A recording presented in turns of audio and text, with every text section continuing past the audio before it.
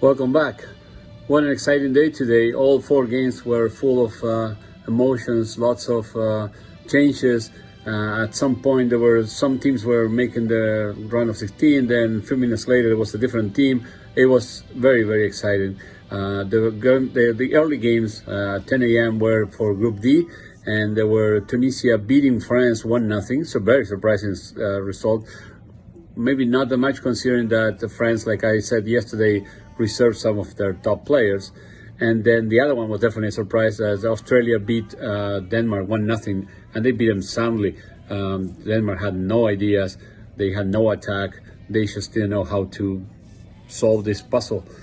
So with those two games, the final standings were France in first position with 6 points and a +3 goal difference.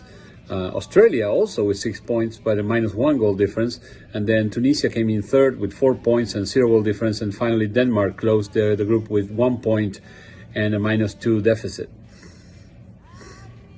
In the afternoon, it was turn for the two games for Group C that featured Poland against Argentina and then Saudi Arabia against Mexico. I think it's the first time since we started the podcast that I actually got the score right. Argentina beat Poland 2-0. It was a goal by Alexis McAllister right at the beginning of the second half, and then another goal towards the end of the game by Julian Alvarez, the Manchester City player. Messi had a penalty kick given by the VAR, a very lame one. That was definitely not a penalty kick in my opinion, but the Polish goalkeeper saved it. So Messi's curse with the PKs and World Cups continues. So 2-0 win. Argentina played a fantastic game, like all 90 minutes, complete domination. If I'm not mistaken, there were 12 or 13 shots on target for Argentina against 0 for Poland. Really important performances, not only Messi, Di Maria played really well. McAllister had a great game. Molina, the right back, definitely earned his spot in the starting 11 for the rest of the tournament. There were many high performances on the Argentinian team. Poland really surprised me, really bad. No attack. Lewandowski was playing by himself. They did very little in this World Cup, and they still made it to the round of 16. And that was because Mexico only beat Saudi Arabia by 2-1. Saudi Arabia getting the late goal, but with the 2-0 on both games, Poland and Mexico were tied in goals, tied in goal difference, tied in points, tied in everything. So the tiebreaker was the fair play, and Poland was advancing due to having less yellow cards than Mexico. But then the late goal by the Saudi Arabians kind of cemented Poland's position as a second team and advancing to the round of 16. So now we have two more games for the round of 16 that are already set. Argentina will play against Australia on Saturday, December the 3rd at 2 p.m. Eastern Time. And then France will play against Poland on Sunday, December the 4th at 10 in the morning. We have 8 of the 16 teams already through, and tomorrow is going to be the turn for another 4 to make their claim and take their spot. What is going on, guys? Third match day done for Groups C and D. An interesting day, starting off with the Group D games. Tunisia beating France 1-0. France opting to start. A lot of the players who wouldn't have gone to play in the knockout stages or just the less important players of the squad. A lot of players playing out of position, like Kamavinga playing fullback. Desai playing at fullback, Guendouzi playing on the right wing. It was kind of a shambles, but Tunisia scored a nice goal. They were to be the better team for a lot of this match, and it was probably a deserved result. It was a good opportunity for some of the more senior players and more of the experienced players to rest for the round 16 game, which is now against one of the teams who I'm about to talk about. But the other game in that group, Australia and Denmark. Australia 1-0 upset going on to the round 16. Denmark really disappointed in this tournament, especially after the Euros last year, getting all the way to the semi-final against England.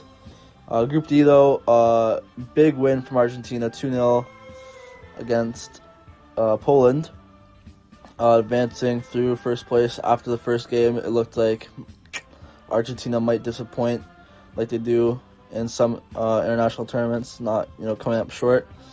But they won the group out, which is good. And Mexico beat Saudi Arabia 2-1, but that wasn't enough to beat Poland on goal differential. So those 4 teams will be going forward, and yeah, really great games, great action, some great intensity, and yeah. So it's 4:30 here in Doha. I just got home from the stadium a little bit ago. We're just showering, getting ready to go to the airport. We just got to see Argentina play. Exciting game, 2-0 win. Honestly, we should have been up in the first half. Got to see Mexico get eliminated too, which was great for everybody. So it's been a really good end of the trip. Tomorrow we've got Canada playing against Morocco. Morocco has everything to play for. Canada obviously hasn't won, so I'm not really feeling too good about it. I think Morocco unfortunately might win that game 2-1. They got everything to play for. And Croatia, Belgium, there's been a lot of news about Belgium and what's going on in their team. So I could very easily see Croatia coming off a very hot win against Canada, winning 2-0. Then we got Costa Rica playing against Germany, and then Japan playing against Spain. That group's still up in the mix. Germany should win, Spain should win. They should be the 2 teams that go through, but in that group you never know. So should be a good day of games. I think I'm gonna miss every single one, but looking forward to being back and watching the rest of them with our friends and family back home. 4 games on tomorrow. The first one being Belgium and Croatia. I think Croatia will win 2-1. Been the better side. Belgium have not been playing well. Lukaku, I think he comes back tomorrow, so we'll see if that affects them going forward. But yeah, Morocco against Canada. Morocco wins as well 2-1. I think they've just been the better side, even beating Belgium. Something Canada probably should have done, but didn't do. The 3 points is what matters at the end of the day. If Morocco beats Canada, they eliminate Belgium from the tournament, so long as Croatia gets the result as well. So that'd be funny to see, seeing the number 2 ranked team get eliminated in the group stage. With regards to tomorrow, we have Group E and Group F action. And again, the games for Group F are going to be played in the morning and the games for Group E in the afternoon. I don't really know why they do that. But 10 in the morning Eastern time, Croatia is going to be playing against Belgium. And everything indicates that the winner might be the one team advancing and the other one would have to bow out of the competition. At the same time, Canada will play against Morocco. Canada looking not only to score another goal, but also to get their first win in World Cup history, male World Cup history. Then in the afternoon, it's going to be the turn for Japan to play against Spain and Costa Rica to host Germany. So here are my predictions. For Croatia-Belgium, I think it's going to be 1-0 win for Belgium. For Canada and Morocco, I will go with a 3-1 for Canada. They deserve it. They play so well against Belgium. They deserve the win. I like Morocco too, and they might even advance if Croatia loses. So I would just say 3-1 for Canada. Then Japan-Spain is going to be a 1-1 tie. Japan is a complicated team. And then finally, Costa Rica against Germany. I think Germany is going to rout Costa Rica, and then it's going to be like a 3-0 win. We'll see tomorrow.